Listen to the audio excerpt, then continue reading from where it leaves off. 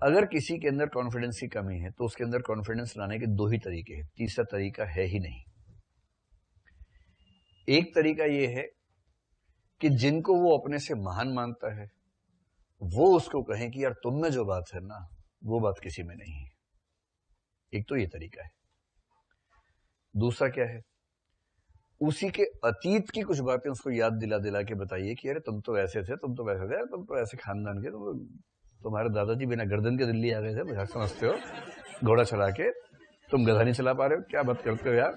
कुछ ऐसी बात करते हैं तो उससे कॉन्फिडेंस आता है, अच्छा अच्छा हम ठाकुर झंडू सिंह के खानदान से हैं, तो भरोसा जमता है हमें कि हम भी कुछ कर सकते हैं। कॉन्फिडेंस पैदा करने के दो ही तरीके, तीसरा तरीका है ही नहीं। या तो तारीफ कीजिए या उसके अतीत की तारीफ कीजिए।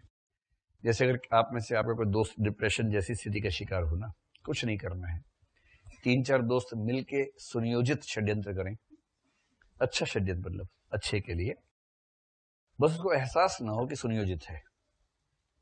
कॉन्फिडेंस कैसे आता देखिए।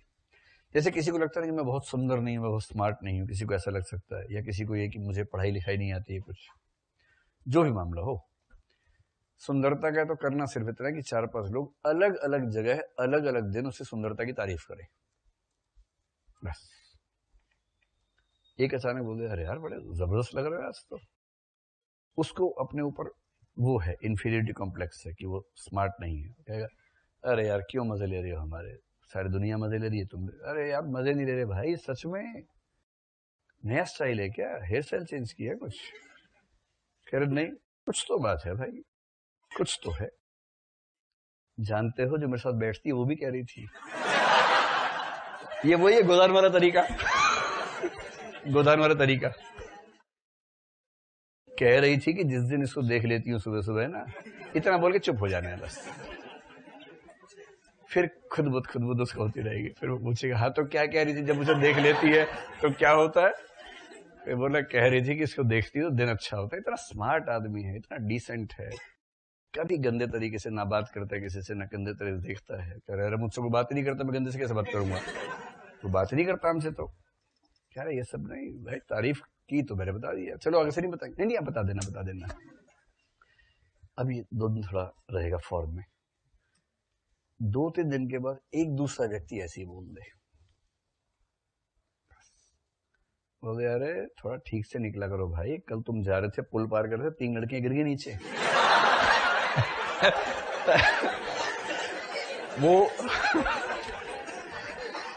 ऐसे कुछ बोल रही है, देख रही तुम्हें और चढ़ रहे थे नीचे, सीढ़ी आ गई अचानक, सीढ़ियों पे ध्यान नहीं गया, धाड़ से नीचे गिरी, एम्बुलेंस बुलानी पड़ी उसके बाद।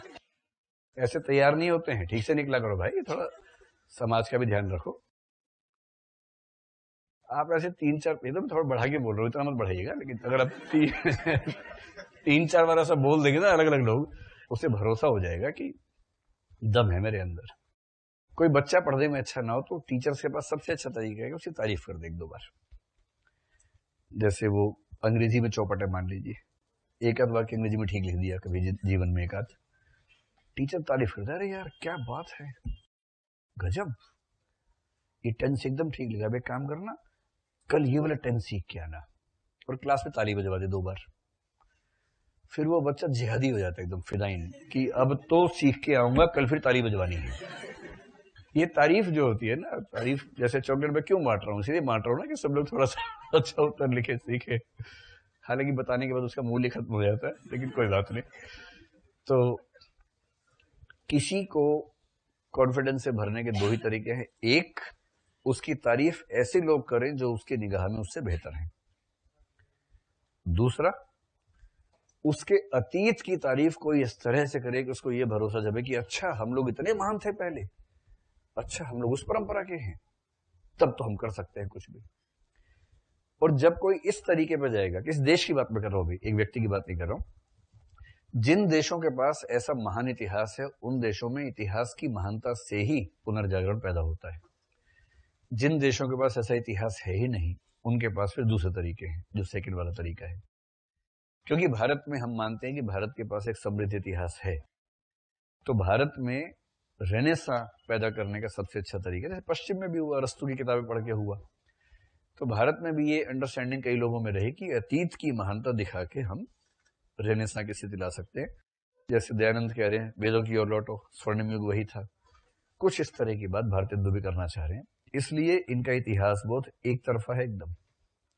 आप पहले गीत में भी देखेंगे सारे अच्छे अच्छे नाम बता रहे हैं, सबके पहले ईश्वर धन बल दीनो, सभ्य विधाता कीनो, भीम हुआ, और कौन कौन होगा, राम हो, युधिष्ठिर हुए। लेकिन वहां नहीं बताया कंस भी यहीं हुआ था, रावण भी यहां हुआ, जरासंध भी यहां हुआ, ये सब नहीं बता रहे हैं। ये सिलेक्टिव मामला है।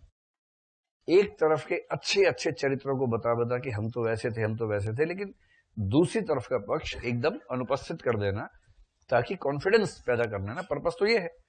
और कॉन्फिडेंस पैदा करने के लिए आपको हमेशा तटस्थ बात नहीं करनी होती, एक तरफा होकर बात करनी पड़ती है। अब यहां फिर ये शुरू हो गया, दुर्योधन को भी वीरोत्तम बता रहे हैं, क्योंकि सिर्फ ये साबित करना है कि बहुत महान देश हमारा रहा है पहले, अब उसी महान देश की हालत ऐसी हो गई है। तो वीरोत्तम दुर्योधन ने कहा था शुचग्रम देव नैव दास्यामि बिना युद्धेन केशव, कि बिना युद्ध के सुई की नोक के बराबर भी जमीन नहीं दूंगा केशव। और आज हम उसी भूमि को देखते हैं कि श्मशान हो रही है। अरे यहाँ की योग्यता, विद्या, सभ्यता, उद्योग, उदारता, धन, बल, मान, दृढ़ चित्तता, सत्य सब कहाँ गया। ऐसा वाक्य कोई मंच पे बोलेगा दर्शक भाग नहीं जाएगा वहां से। थोड़ा छोटा वाक्य बोलना चाहिए, पर उस समय शायद नहीं समझ में आया होगा। अरे पामर जयचंद्र, तेरे उत्पन्न हुए बिना मेरा क्या डूबा जाता था। देखिए सारा ठीकरा फोड़ दिया एक आदमी पे। और ये नहीं कह रहे कि इसकी बेटी को उठा के ले गए, समय मेरा भाई मौसेरा भाई, ये नहीं बता रहे हैं। पृथ्वीराज जी जिनकी 13 शादियां पहले हो चुकी थी, 14वीं शादी करने के लिए अपने मौसेरा भाई की बेटी को उठा के ले गए। मतलब ऐसे उठा के नहीं ले गए, मतलब ऐसा एक प्रसंग है, संयोगिता स्वयंवर बोलते हैं, कि जयचंद ने का संयोगिता तुम्हारा ब्याह होगा, स्वयंवर करेंगे। तो स्वयंवर हुआ, फूल माला लेके निकली,